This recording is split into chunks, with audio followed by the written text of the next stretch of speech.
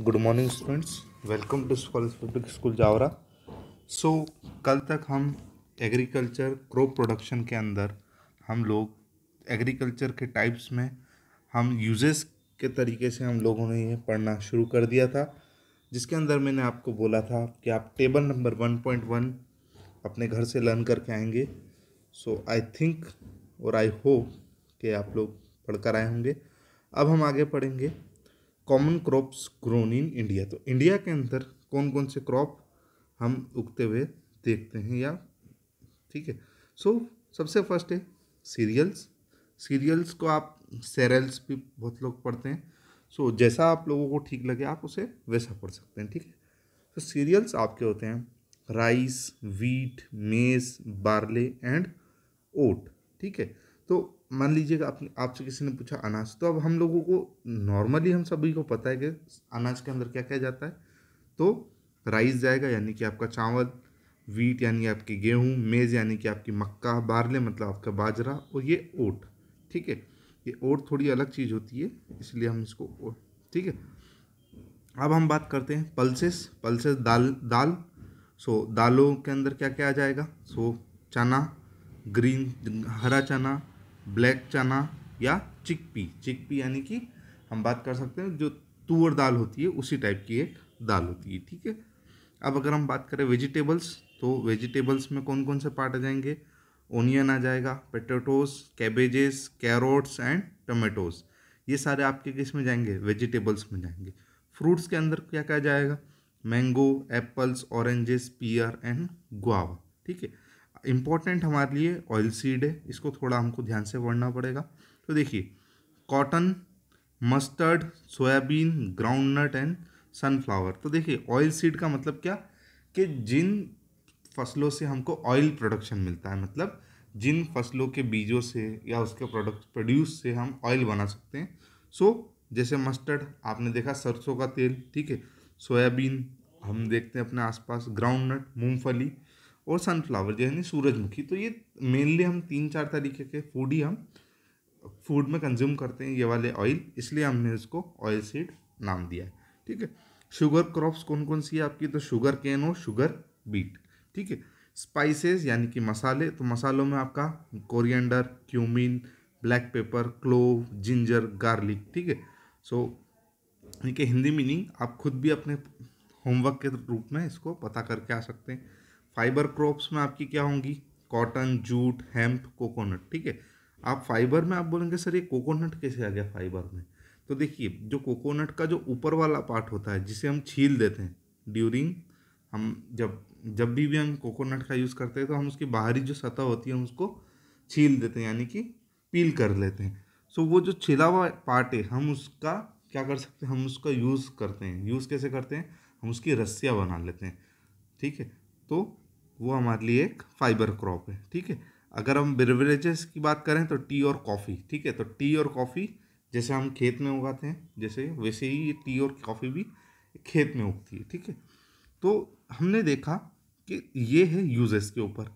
अब हमारे लिए ज़रूरी है on the basis of season, यानी कि उस सीज़न के हिसाब से हमको याद रखनी है। तो आप जिस तरीके से हम याद करने की कोशिश करेंगे, क्योंकि ये मोस्ट इम्पॉर्टेंट थिंग है और आपकी लाइफ से भी बहुत इंपॉर्टेंट है, इसलिए हम इसको एक सीक्वेंस में याद करने की कोशिश करेंगे, ठीक है। तो हम एक बात हमारे दिमाग में बिठा लें कि जब भी बारिश होगी, बारिश कब होती है, अब आप है ना, तो बारिश कब है, मानसून कब आया, तो सर हमें पता है जून में मानसून आ जाता है। ऑलमोस्ट हमारे पूरे देश में जून में ही नहीं आता है, जुलाई तक हमारे यहाँ आता है। बट हम जून एक फाइनलाइज डेट मान लेते हैं कि सर जून में बारिश शुरू हो जाती है, ठीक है। सो बारिश होने के बाद जैसे थोड़ी अच्छी खासी बारिश हो जाती है, हम क्या करते हैं, फसल बोते हैं, ठीक है। जस्ट बारिश के बाद हम क्या कर देते हैं, बोनी कर देते हैं अपने आसपास के इलाकों में, आपने देखा होगा।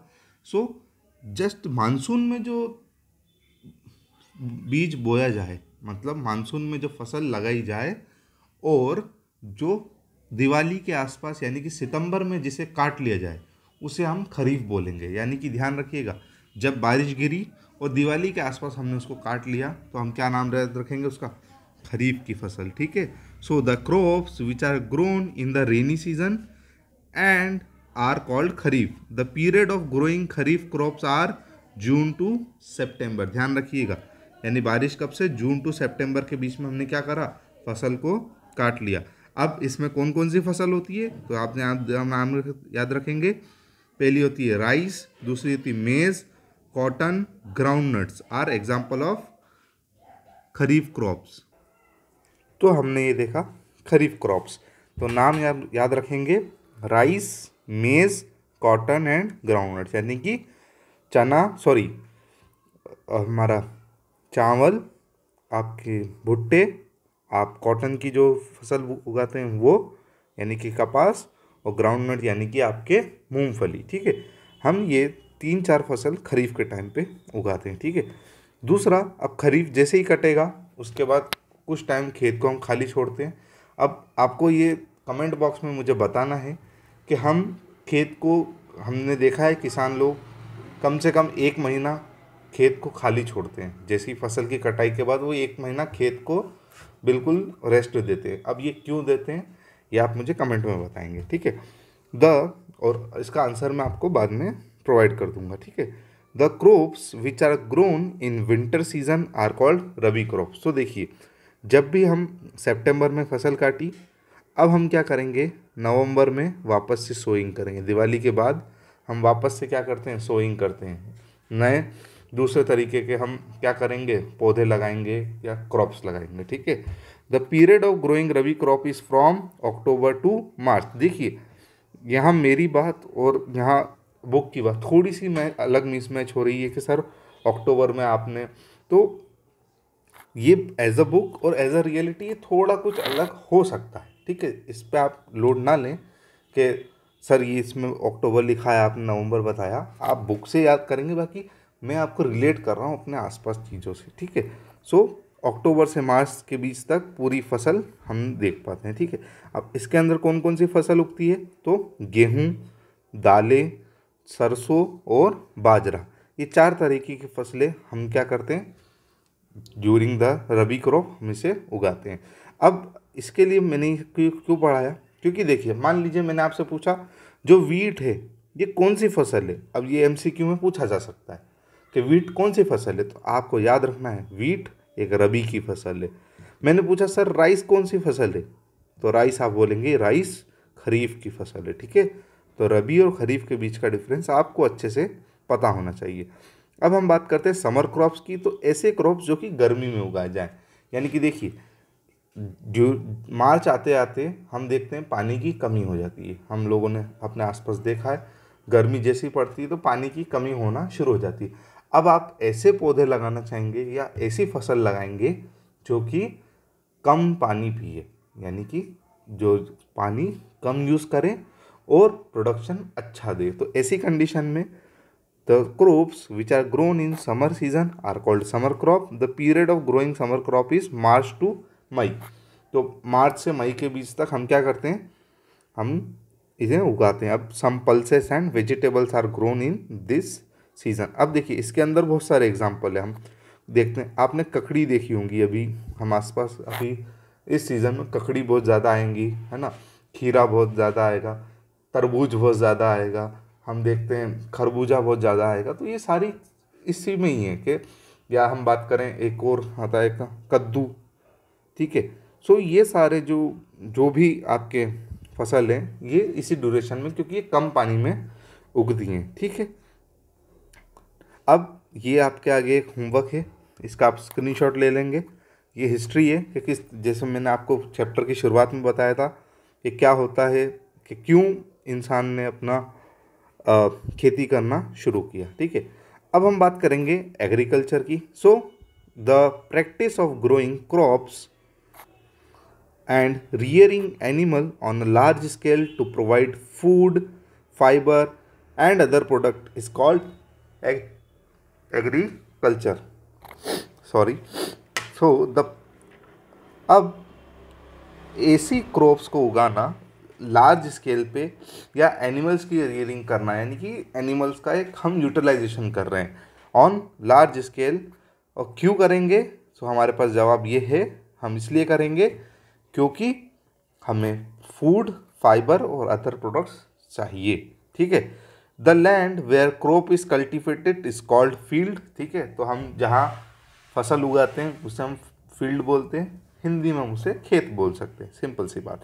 Before sowing the seeds farmer prepare the soil by tilting and adding required quantity of manure and fertiliser. तो ये बात हम सबको अच्छे से पता है कि जैसे ही हम क्या करेंगे, फसल उगाना शुरू करेंगे, तो सबसे पहले हम क्या करेंगे, जो मिट्टी है उसे क्या करेंगे, ऊपर नीचे करेंगे, जिससे क्या होगा, जो अंदर मिट्टी, जो न्यूट्रिशन वाली मिट्टी है वो ऊपर आ जाएगी और मिट्टी के अंदर जो भी न्यूट्रिएंट्स है वो ऊपर आ जाएंगे। ठीक है। इसी के साथ हम और क्या करेंगे, हम करेंगे उसके अंदर ऐड करेंगे मैन्योर और फर्टिलाइजर्स। तो देखिए, कुछ मिट्टियाँ होती है जो कंटिन्यू बार बार हम उसको यूज़ करने की वजह से क्या होगा, उसके अंदर जो न्यूट्रिशन है वो ख़त्म हो जाएगा। तो ऐसी कंडीशन में न्यूट्रिशन अगर ख़त्म हो जाता है तो हम उसके अंदर एडिशनल न्यूट्रिशन हमारी तरफ से मिलाते हैं, जिसे हम मैन्योर और फर्टिलाइज़र के रूप में डालते हैं। हिंदी में बोले तो खाद डालना। ठीक है। It help to plant grow well. ठीक है। Growing crop require proper and timely watering. ठीक है, तो हम प्रॉपर तरीके से पानी डालेंगे और टाइम टू टाइम पानी डालेंगे, तभी हमारी फसल अच्छे से उग पाएगी। After the maturing of crops they are harvested, later they are stored. तो जैसे ही हमारी फसल पक जाती है हम उसको काट लेते हैं और एक जगह पर स्टोर कर देते हैं। All this activities are called agricultural practices. ये बात हमें अच्छे से याद हो जानी चाहिए। For all this activity farmer need to use various tools. This tools are called agriculture implements. तो देखिए, हम लोगों ने इतनी बड़ी प्रोसेस पढ़ ली कि एग्रीकल्चर किस तरीके से होता है। अब इस एग्रीकल्चर जो प्रैक्टिस है, इसको परफॉर्म करने के लिए हमें कुछ तो आइटम चाहिए। तो क्या आइटम है, क्या टूल्स हैं, वो हमें इस आगे के चैप्टर में पढ़ने हैं। ठीक है। सो अगले पार्ट में हम पढ़ेंगे एग्रीकल्चरल इम्प्लीमेंट्स। ठीक है, तब तक के लिए आप पढ़ते रहिए। Thank you so much. God bless you all.